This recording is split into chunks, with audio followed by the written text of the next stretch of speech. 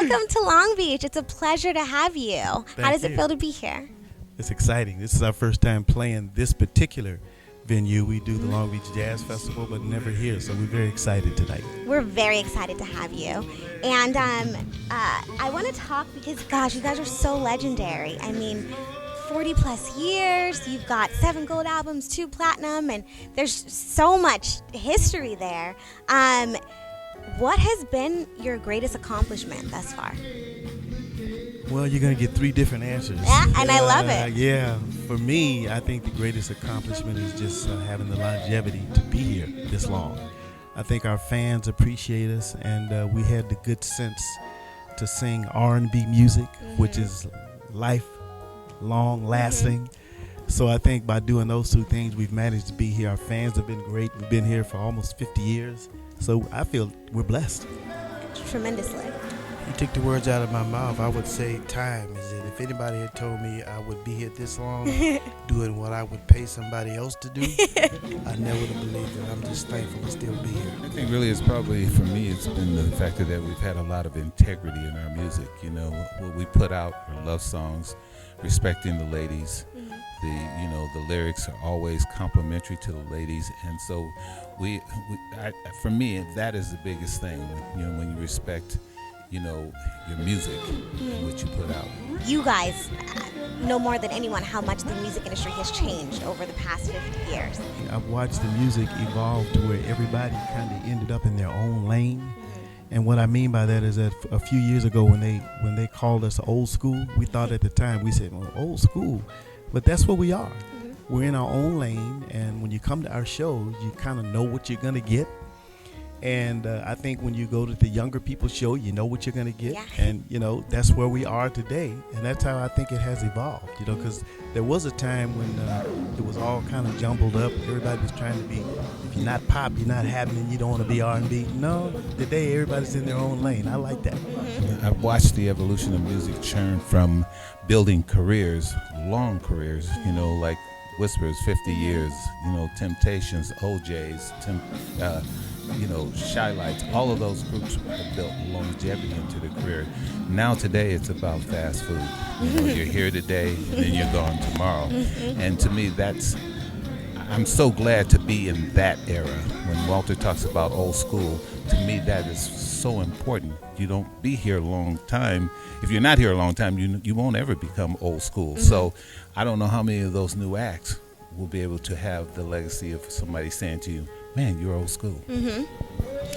And what do you guys feel is that trait, is that special element that leads to that longevity? Yeah, I think it's real simple. Be who you are and don't try to be what you're not. We sing, when you hear the Whispers, you know immediately that it's the Whispers. Beautiful harmonies, and the lyrics, like Lavelle said, tends to make sure that we respect the ladies, our mothers, our sisters. I think that's our calling card, and I'm very proud of that. Keep it simple, stupid. I don't mean to make it short, but they keep saying basically what I'm thinking, but that's pretty much what it comes down to. Just keep it simple. The only thing that have changed to me over the 50 years is technology. Technology with your social media and what your generation is doing. But other than that, even in technology, if you keep it simple, stupid, I think you can last. The other side of it is that, back in our day, we created shows because it was important to satisfy our audience. Today, it's not like that. Just because you can sing doesn't mean you can perform. And that's, to me, what I see in this thing. It's like when the Whispers come along, we look out in the audience and be like, thank you, Lord, somebody came to see us. Yeah.